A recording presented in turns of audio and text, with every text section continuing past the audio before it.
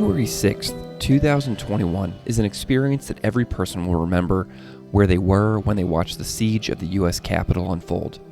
For Dr. Bradley Onishi, the question that ran through his mind while watching the events was, would I have been there had I not left evangelicalism? It rang through his mind. In the months after January 6th, Onishi wrote the new book, Preparing for War, The Extremist History of White Christian Nationalism and What Comes Next, for release on January 3rd, 2023. The book weaves together Onishi's own life experiences and the history of the rise of the tide of white Christian nationalism in the United States to create an informative, emotive, and, to me, jarring depiction of the United States at this point in the country's history. You can find all of his work at bradonishi.com. Thank you so much for listening to our conversation.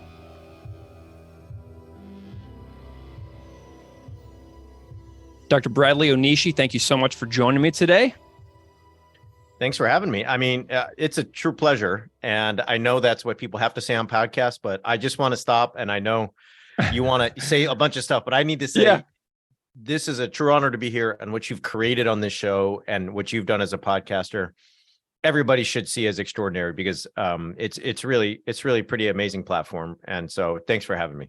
I appreciate that. And I do want to start off with podcasting. I want to know about your podcast too, because, you know, I started doing my podcast in 2017 and did that for a long time. And then I saw other ones pop up like in the field of like religious studies. And I love it when they pop up, because I have this philosophy about podcasting in this like niche field that we all do better when we all do better. Do you know what I mean?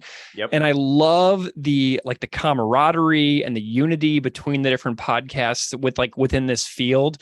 And so I'm a big fan of Straight White American Jesus. And, you know, let's just start there.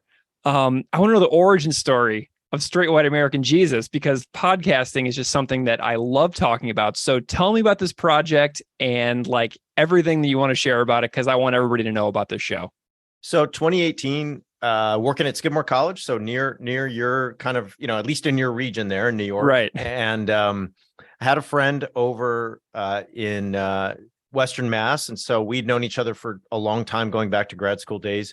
Both of us were ex-evangelical ministers. So we have a long and deep history with evangelicalism and conservative Christianity.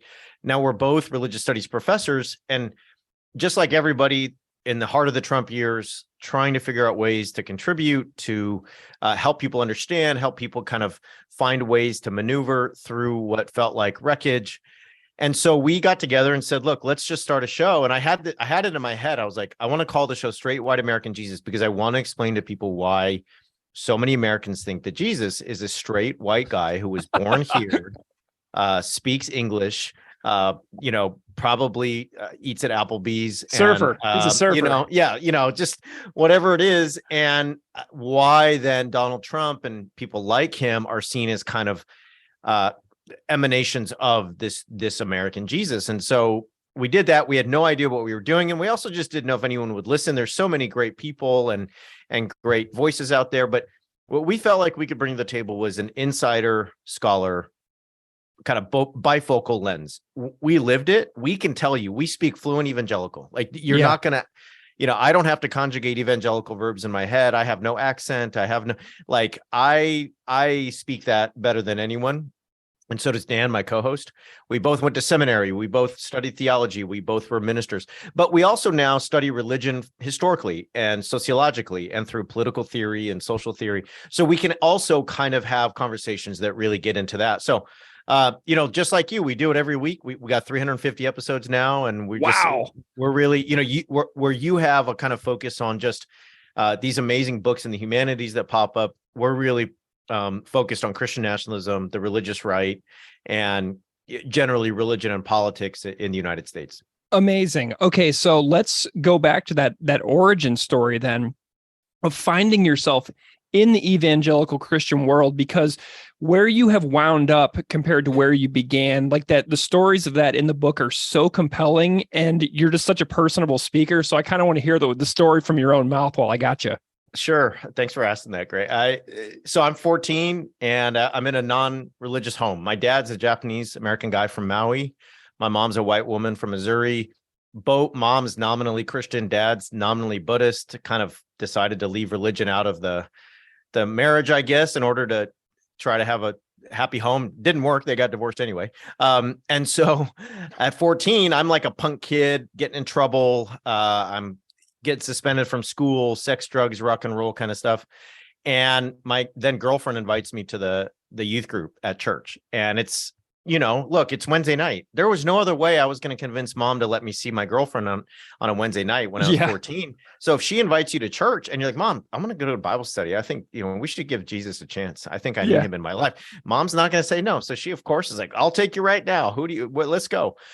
And get there. And instead of like boring Ned Flanders guys who are, Heidi Ho neighbor, it's cool young leader dudes with tattoos and guitars, and they play in Christian punk bands, and they want to talk to me about surfing. And I'm like, whoa, this is pretty cool. And then I learned about Jesus and the forgiveness of sins and heaven. And I was a really angsty kid, kind of portending a professorial life. And I just was always wondering about the meaning of life. So anyway, long story short, very quickly, the girlfriend dumped me, but I kept going. I mean, I became the kid that went to church anytime it was open, whether that was youth group, Bible study, Sundays, retreats, boys, summer camp, whatever was up. By the time I'm 18, I'm in ministry. By the time I'm 20, I'm married, and I'm a full-time minister at the mega church and in charge of 200 kids. So that's, I couldn't even buy a beer at that point, but it was doing all that. Wow. Okay. So first of all, who are your favorite Christian punk bands from back in the day? So I was right there for the MXPX Renaissance. I mean, so those guys were everywhere. And then I'm from Southern California, so we had a lot of Five Iron Frenzy. Shout out to them if they're listening. And a lot of OC Supertones, the ska band. There's a lot of ska around. It's very embarrassing now. There was later on, there was like POD, there was Stave Saker. There was Third Day. I was going to say Green Day, which is obviously not a Christian band. So anyway, those are the ones that really those were our jam. Sixpence None the Richer was in there. Anyway. Nice. Did you listen to The Undecided from Winnipeg, Manitoba? I remember them. Yep. Loved The Undecided. And so, gosh, there were so many. I love it. Okay. So anyway, what denomination did you kind of find yourself in? Can you define the basics of what it is that you found yourself in and kind of tell the audience what the exact scenario and context of your practice was at that time? So this is going to be a wild ride, everybody. So buckle up. Yes. So I come from North Orange County, so kind of on the border of LA County, going into what y'all imagine is the real OC. And so my town is the town where Richard Nixon was born. Mm-hmm. And in a very strange turn of events, that part of Southern California is full of Quakers, full of, Society of Friends people. So there's two churches in the town I grew up in, and it's not a big town, that are Quaker and have, at least at one time, had over 2,000 people.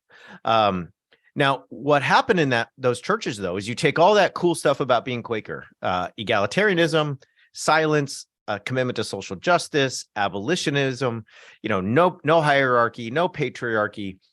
And you run all that through the kind of generic evangelical cheese grater. And at the end, you get something that looks like a wannabe Rick Warren church. And so we were a name Quaker, but, one of the things that happened to me when I got to seminary is I started to look around and think all that cool stuff that is, inherited from the Society of Friends, we don't do any of it. It just seems like we want to just be wannabe megachurch people, and that's part of what kind of unraveled everything for me. So so that's the basic outline. And you were super intense in school and in public, and you were kind of one of those people that's kind of if a video would pop up today of people saying things on a plane or outside of sporting events, that would be you, right? I'm the oldest brother of three, and I kind of just do everything so hard and so extreme that I ruin it. And so that definitely happened with being a Christian. I used to, when I was 13 and 14, I used to ask my mom to take us, my friends and I, to the movies. And then we wouldn't go to the movies. We'd go around the back and do stupid teenage stuff. But when I converted, I would still go to the movies, but instead of going into the movies or going behind the movie theater to do teenage stuff, I would stand in front of the movie theater. And when people my age came out, I would ask them if they had met Jesus and if they knew they were going to spend their eternity. At school, I led a Bible study. So I would sit on a planter at school and host a Bible study, and some people would come. I'd walk around with tracts at school, the beach boardwalk, any of those places. Some people might remember See You at the Pole. It's a once a year event where teenagers gather to pray for the country and this kind of stuff. And they do that at their school flagpole. Yeah. That wasn't good enough for me just because I ruin everything. And so I was like, I'm going to do See You at the Pole every Friday, and I'll invite people. And usually it was just me. So I'd just go stand out there on a Friday at my public school and pray, and people would walk by me like, what's this guy doing? And there you go.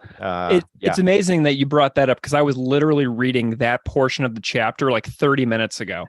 I love it. So what was so you were obviously extremely committed, extremely devoted, very much into bringing other people into the fold. Why did you stop? Tell me about your journey out. I think it's in some ways a very common story of people who are now ex-evangelicals, ex-LDS, ex-Catholics, in the sense that what you'll hear from certain church people is, oh, you never cared in the first place. You were never saved in the first place. And what a lot of us respond with is, look, I'm not the never were. I'm not the one who was never in. I'm the done. Like, I gave everything I had, including my brain. And when my brain kicked in college and then in seminary, and I started learning theology and history and philosophy, I started to think through all the things that seemed important to us, whether that was abortion, whether that was, not having sex before marriage, whether that was why I had to vote Republican no matter what, commitments to war. I mean, Greg, we're a Quaker church. Mm-hmm. I go to a prayer meeting every Tuesday, and I can tell you that every Tuesday we were asked by the people in the congregation to pray for the military, pray for the police. Yeah. And we never once in 7 years prayed for peace. And, after a while you start, you read enough books and you do enough thinking, and you're like, this is weird. And then you start tracing your history, and you start doing your lessons in American politics and all kinds of stuff, biblical studies. And, they say if you let your head, get too strong, and it'll lead your heart away from God. And I'm not sure that happened, but it certainly led me away from the American evangelicalism that I was brought into, because it just became no longer tenable for me. Yeah. And you got out of the country. They went to the UK. I went to Oxford, which I had no business being at, and I can go into an hour-long explanation as to why I had no business being there, getting a master's degree, but I was. And in some ways that was really hard, because I moved there in 2005, straight from ministry. So I had never had another job as an adult after high school, other than being a minister. I had been married by that time for 4.5 years. Yeah. And I had never left the country. So here I am in a 1,000-year-old city at a 1,000-year-old university where John Locke and Duns Scotus went, and, away from home, anonymous. There's no church ladies at the grocery store kind of watching me. There's no youth group parents wanting to shake my hand when I go to the baseball field. And very quickly, my wife and I decided to get divorced. It was just, we'd been together since we were 14, and it was just not, you're different when you're 24 than 14. And very soon I was like, I'm not sure I want to do this anymore when it came to church. And so my life changed dramatically, to say the least. Wow. Amazing. Okay. So then you go on to a career as a professor, but then we shoot forward, we careen into the future, to the present day, and you have a brand new book coming out. Seriously, one of the most interesting books that I've come across in some time. Like, I'm loving this book so much. The book is called Preparing for War, and it opens on January 6th, 2022. And, something about this opening captured my attention, because you talk about feeling buoyant during the transition months after Joe Biden wins the election over Donald Trump in 2020. But I felt the complete opposite. I felt horrible the entire transition because I felt something was going to happen, and it absolutely did. And so tell me about your experience on January 6th, 2021, and your processing of these events, because you saw it in a way that a lot of people can't. Yeah, so if people remember, that was, you woke up on January 6th and Warnock and Ossoff had won their Senate seats in Georgia, right? So you wake up and you're like, whoa, the Senate is blue by the slimmest of margins. The House is blue. Biden's going to take office. There's a chance here that this country can find a way to undo the regressive actions of the previous administration. So that morning I wake up, I go surfing. It's like freezing, at least for my standards. It's like 39 degrees when I get out of the car. The water's like, I know, feel free to laugh at me. Yeah. It's like 47 degrees in the water, but I'm just like so happy because I'm in the water just thinking, wow, like things could really change in some minor positive way. I get out of the water, I take a selfie. There's like it's like golden hour. Dude, sunrise. I saw that picture. I remember the picture. It's just like, and I look back at it now and I'm like kind of smiling and happy. And the whole way home, I'm like, oh, wow. And then as soon as I get home, you open the computer and here we are. And I'm watching it. And, once I get over the initial shock, you start to notice all the Christian symbols. And very quickly, Peter Manseau, the American he's amazing curator. Yeah, great guy, is using hashtag capital Siege religion. And he's doing so to chronicle all the ways that, Christian and other symbols are showing up. And you start to kind of realize that this was a religious crusade in many, many ways. And then for me, my brain kicks in and is like, maybe I would have been there. Like, if I don't leave, am I going to be there? And I found out later there were people from my hometown who were there from my church. And there you go. Wow. Okay. So we all remember these days. Everybody who in the country was paying attention to that saw it and experienced it in their own ways, and they've continued to process it in like the almost 2 years since then. Tell me about the formulation of how this book comes together, preparing for how you process with the events of January 6th and like weave it into your own personal story. Tell me how you begin to process this story in order to start to like bring this book, Preparing for War, together. I really wanted to do two things. So there are so many books out there about how and why Trump won the evangelical vote, how and why conservative Christians, whether they be Catholic or Protestant or LDS or others, have really become extremist when it comes to their politics over the last 5 years or 10 years, et cetera.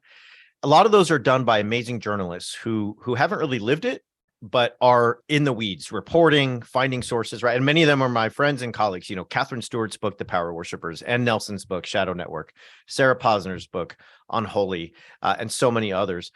There's another genre out there, which is the kind of ex-evangelical, ex-Catholic, ex-Mormon memoir that really helps people kind of see like what it was like to live something like this tradition. I wanted to provide one that brought those two together and say, look, here's how I lived as an evangelical, and here's how I was trained to think of us as in a war, a spiritual battle for the country, and to also think that the country was headed towards an apocalyptic cliff if we didn't save it.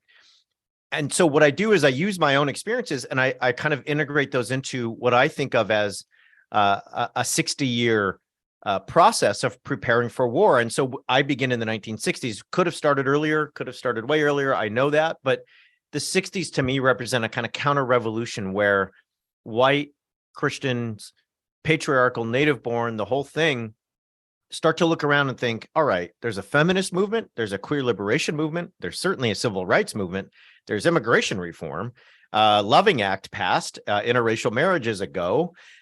We're losing our country. That was their response. Right. And so that kicks in a generations long war to take back the country any way possible. And one of the conclusions I come to in one of the later chapters is, if that means martyring democracy, if democracy has to go in order to save the country for themselves, they'll do that. And I can show you the receipts, and I can also show you how I was taught to think that way in my own experience. That chapter you're referring to, Killing Democracy to Save the Nation, incredible chapter. I am loving that as well. Let's do a little bit of terminology, if that's okay with you.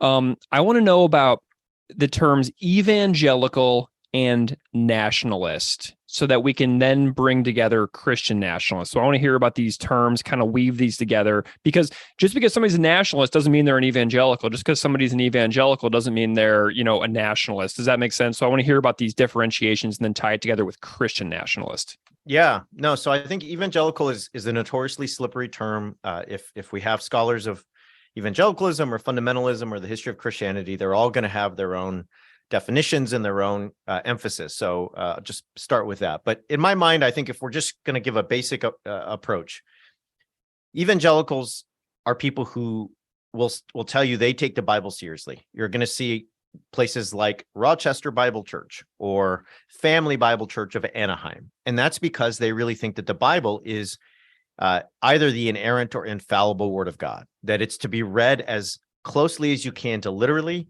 and to be understood as basically dropped from heaven and to be obeyed.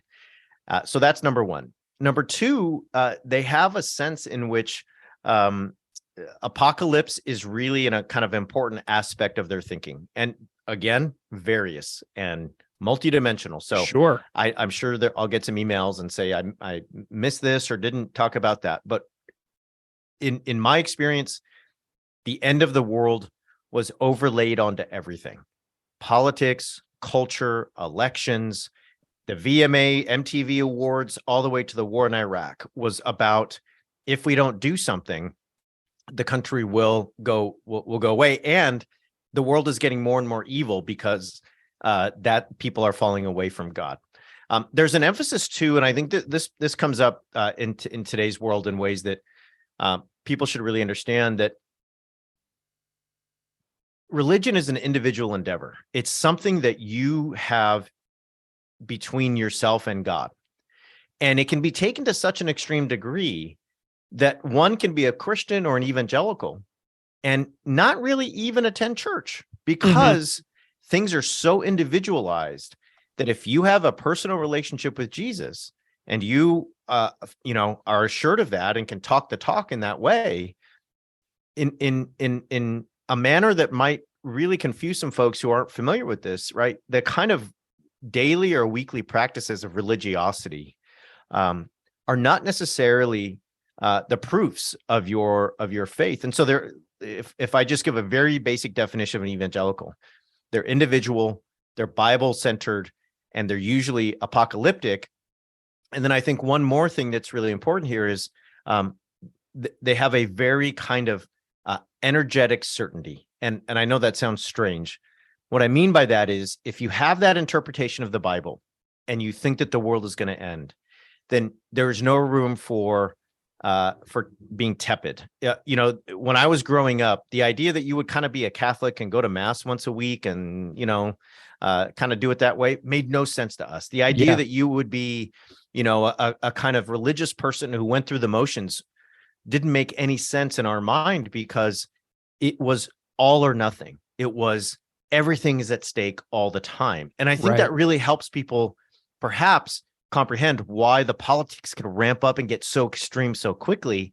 If you're living in that kind of world, that world that says, I know the truth, I know the right way, I know what has to happen, and I'm committed to it, because if I don't, everything is going to go terribly and everything is at stake and everything that I care about will go away.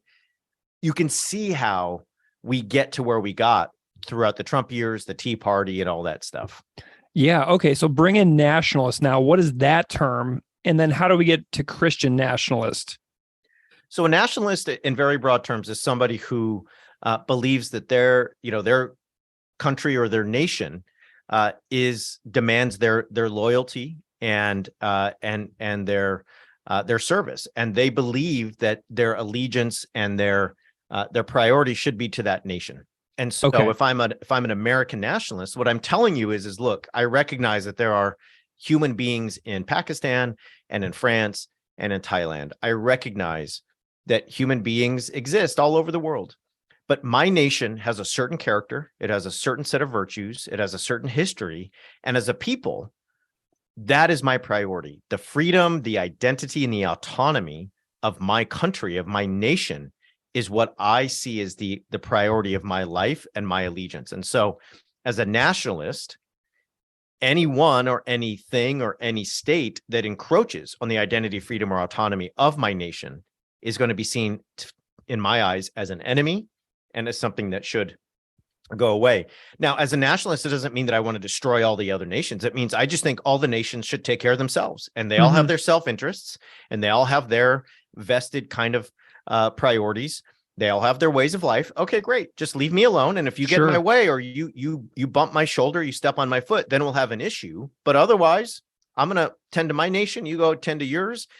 You can kind of see, though, how this starts to trickle out, right? If I start to think this way, then I start to have the kind of language to say that those other nations do it that way. Well, those people over there do it right in that manner. Too many of those folks in our space, right? You can start to see how this turns into, right, other strains of xenophobia or other things that we can get into later. But anyway, yeah. Yeah. So, what I want to know is, like, how do researchers identify a Christian nationalist? Because, like, if you go up to somebody and you say, "Hey, what are you?" They're not going to be like, "Hi, I'm John. I'm a Christian nationalist." Like, how do you, like, identify how many of, like, people are like this and fit this certain characteristics? Like, how do you find these people? So I think, what I've tried to do in my work is take both cues from sociologists and then also cues from history. So I think that, Perry and Whitehead in their book, Taking America Back for God, do us a great service for a number of reasons. One is they show through data the ways that Christian nationalism corresponds to certain positions when it comes to immigration, when it comes to war, when it comes to increasing diversity in the United States, when it comes to gender. But what they do that really sticks out to me is they put Christian nationalism on a spectrum. And so in my view, if you say that this country was a country built for and by Christians, you are a Christian nationalist. Okay. Now that can fall on a spectrum. That could mean, yep, I'm Betsy from Kansas City. I think the Puritans built the country. I think Christian people should be proud of that. And I think the country was built that way. And I'm still more comfortable if we got a Christian president. I'm still more comfortable if my local representative is a Bible believing, Presbyterian. That makes me feel good. And yeah, I kind of think that there's no problem if we say the Pledge of Allegiance and one nation under God, and our money says in God we trust. Those are good things. They're part of our heritage. Why would we get rid of that?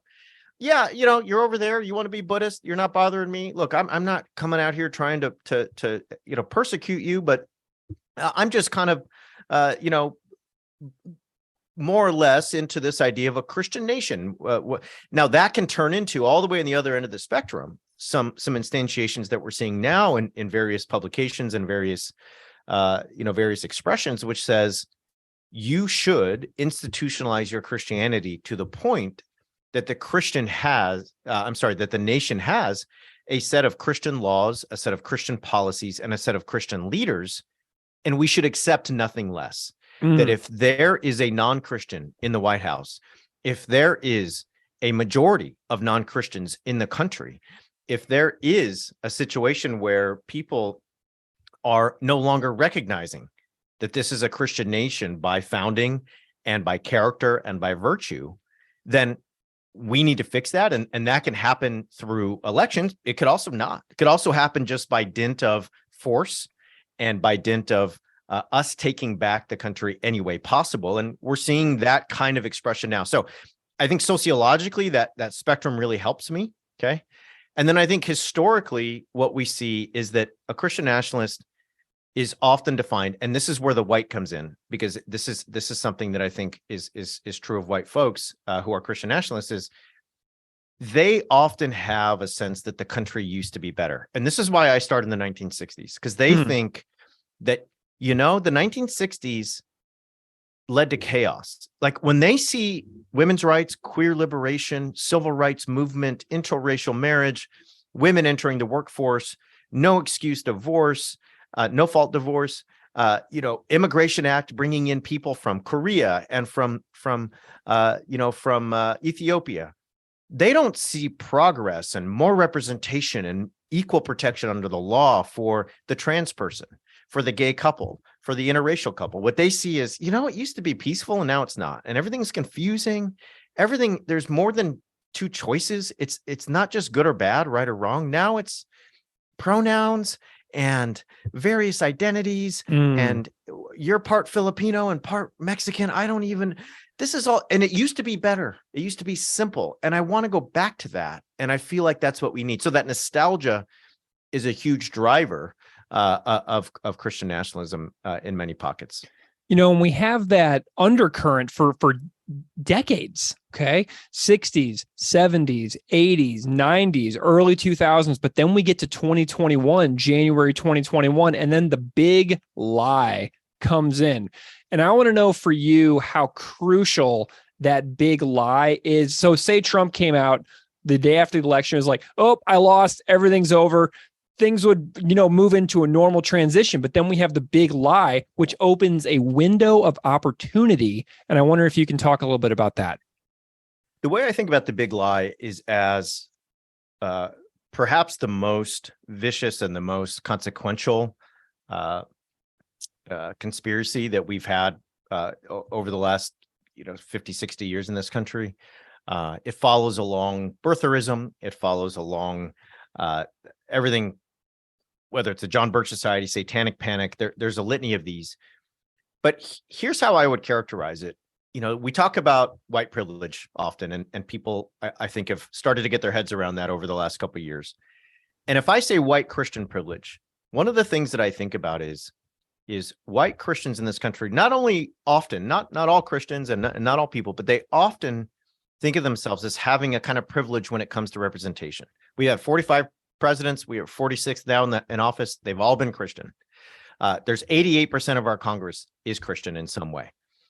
And so there's this sense in which that it kind of goes unsaid that if I'm a Christian in this country, I'm going to sort of just have a benefit of the doubt. We're going to pray before the football game to my God. My Pledge of Allegiance says under God in a way that honors my monotheism. But let me stretch it a little bit. What is more privileged than getting to decide what is real and true and actual? If I just show up in the public square and I say, I hear all your voices, all of you newcomers from other countries, all of you mixed race people, all of you queer folks, and guess what? I'm the one who has the right to determine in this public square what is real, what is true, and what is actual. And you're going to abide by that, whether you like it or not. That is the ultimate privilege. And that is the big lie. It says there's no evidence that you can show me that will convince me otherwise, because I feel this. I feel it in my heart. I feel it in my soul. And therefore it must be true. And because of who I am, I have the privilege to do that. And everyone else better get in line, or I will show up at the Capitol and I'll tear it down if I need to. Oh, man. And this is stressing me out too, because we are on the verge of an election in a week and a half. And then another one in 2 years. And, there's a section in your book, page 23. It says the script reads like this: we have a short time to save the country. If we don't treat this as a red alert situation and devote all our time and energy to this campaign, the country will be destroyed by Marxists and socialists. And then you write, political opponents become demons.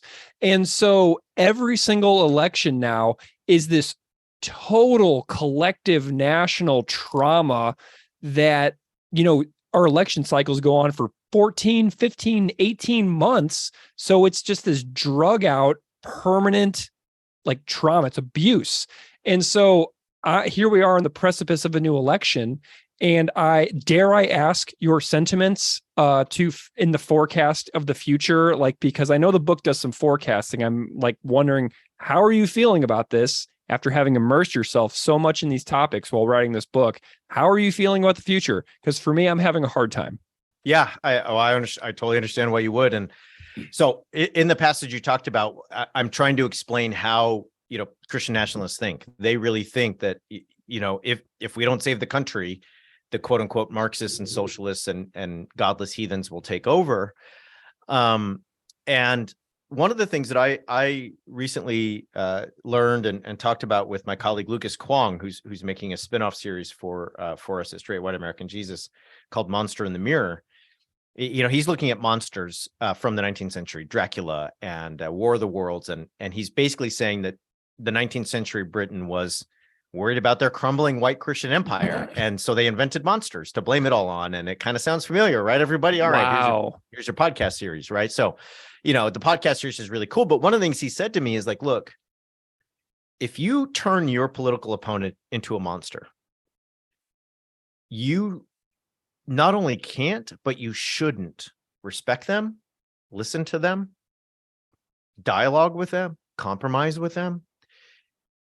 If you are dealing with a monster, the idea that you would put your hand out and say, can we talk about this, is the last thing you would ever imagine to do.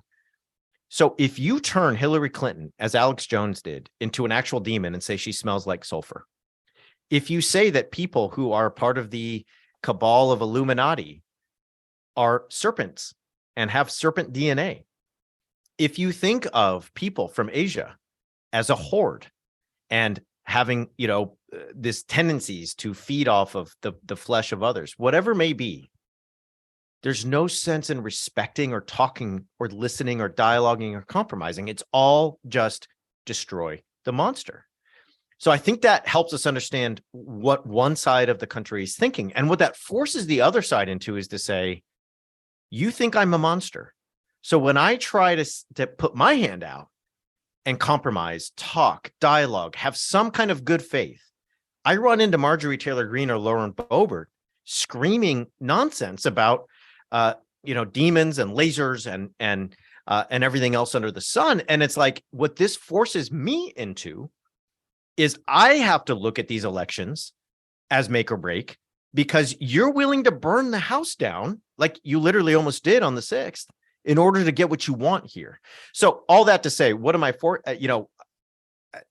I think anything could happen in these midterms, and I am not going to be somebody who makes some prediction and acts like he knows stuff. I think if you run into that person in 2022, you should consider them sophomoric and dangerous, because we don't know.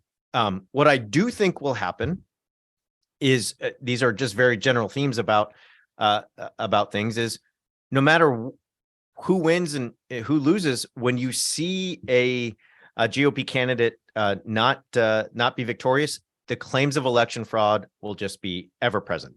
They are now a standard part of our culture politically, and that is really, really dangerous.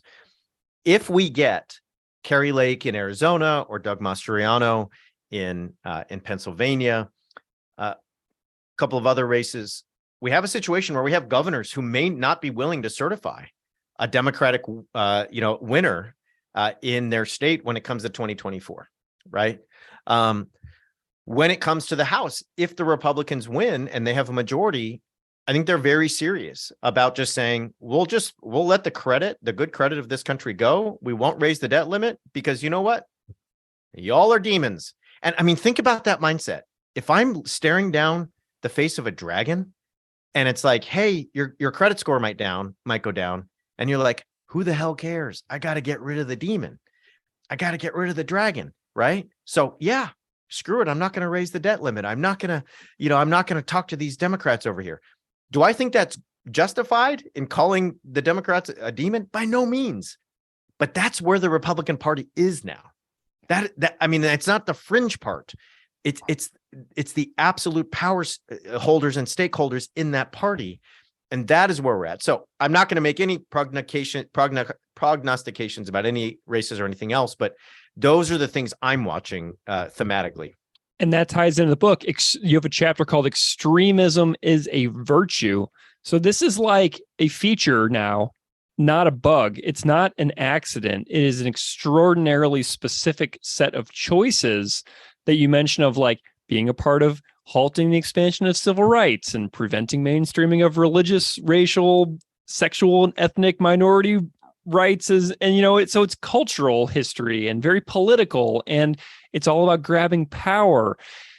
Oh, it's so bleak. I don't even have a question now. I'm just like, Well, and extremism as a virtue is a 1964 quote from Barry Goldwater, who said that when he won the GOP nomination for president and was speaking in San Francisco of all places.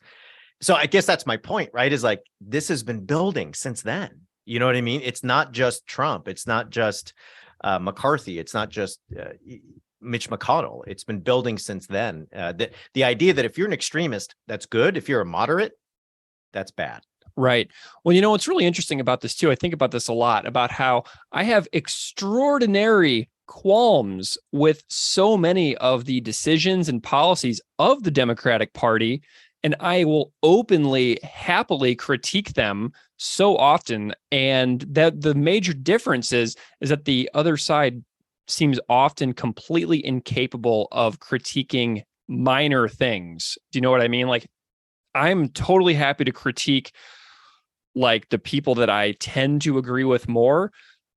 I will critique everyone equally as much as I possibly can, but one side seems completely incapable of critiquing their own side, and that scares me a lot.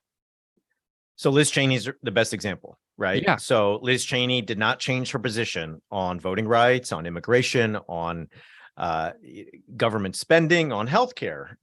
None of that. Just changed her position on one thing. After J6, she's no longer with Trump. And guess what happened to her? She's out of the Republican Party, essentially. I mean, they censored her in her own state. And so to me, that speaks to your point, is that if you have a party where loyalty to a figure, not policy, not position, is the way to gain entrance or exit, you're really far down the road towards something that in the 30s or the 40s or other times we would have called fascism, totalitarianism, authoritarianism. I mean, we can do all the definitions and I'll have all the discussions, and I know the scholars out there have all the examples that they would prefer to use. I'm just saying the point for me is, if the only way to get in or out of the party is to show loyalty to the leader, you're in a bad way. Yeah. And you mentioned the possibility that there could become governors in this country that don't certify elections when it comes to the other party being legitimately victorious. And we have a lot of other things that I see being tied to this as well, especially like relation to killing democracy, such as the way that we gerrymander voting districts, disenfranchise numerous groups, and the way that the legislative branch didn't even convict the former president during the second impeachment, ban him from running for office again. And like, are there any other like anti-democracy forces at work here that I am overlooking with regards to Christian nationalism and the book in general? I think there's a lot. I think there's so many. So I think one of the things that we've highlighted in our show and that people should really be aware of is the independent state legislature theory. And so it's the idea that the state legislature is the ultimate decider of the electoral votes for any one state. So let's just take Arizona. Under this theory, the Arizonans, the people of Arizona, could vote in the 2024 presidential election and say 60% Democrat, 40% Republican. And so that goes to Biden or whoever is the Democratic nominee. So he gets the electoral votes, she gets the electoral votes for Arizona. Well, the independent state legislature theory says, well, hold on, it's actually the state legislatures who have the final say.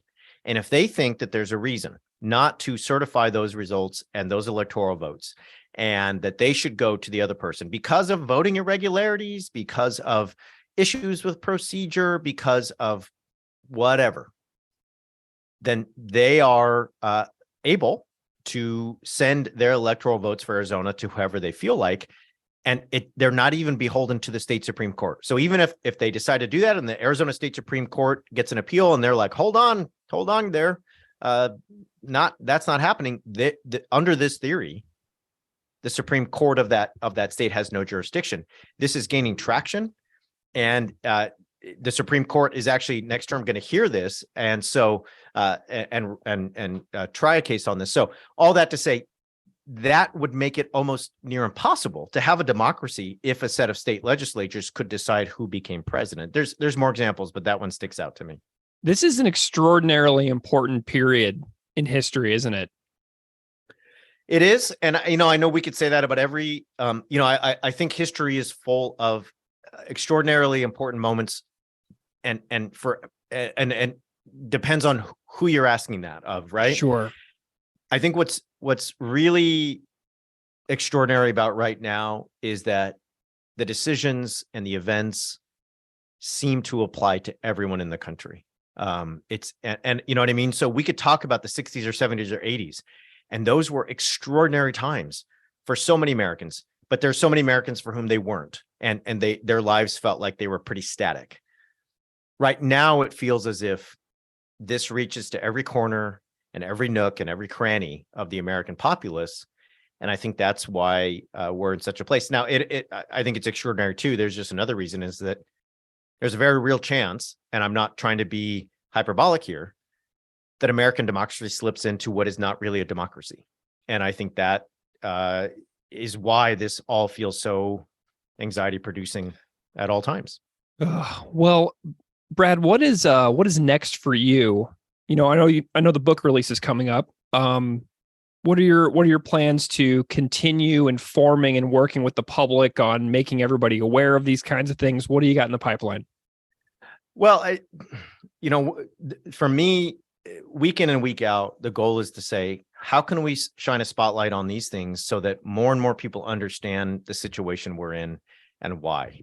And if we can do that, perhaps we can be on a train that helps persuade and activate people to realize what is at stake in elections, what's at stake in our culture, what's at stake in general. So I think that's really number one. It's always on my mind. That's why I do what I do. That's why I get up in the morning. That's why I get up in the morning for a lot of reasons, but that's one. And that's why I wrote this book. I think on the other hand, there's a plan for us to really expand what we're doing at Straight White American Jesus into a number of various podcast spinoffs that look at things from a different angle, and provide people content that they can use in various ways, including educationally and pedagogically. So I mentioned Monster in the Mirror. So Lucas Kwong's creating this great series, and he's basically providing you, if you teach literature, if you teach English literature, if you teach Victorian literature, he's giving you 6 hours of content that is academically informed by an expert, but it's filled with dramatic readings by voice actors, sound effects. Love this. Original music. And you get all the Dracula, all the War of the Worlds, all of the monsters of the 19th century. But then he does this thing where he's like, hey, when so-and-so talks about blood-sucking cabals of elites, and they do so through George Soros, it sounds like anti-Semitism in the United States, right? It also sounds like Dracula. And all of a sudden you're brought forward and you're like, holy moly. To me, that's something you can assign. You can put that on your syllabus if you're teaching 12th grade or intro to lit or a Victorian seminar in college.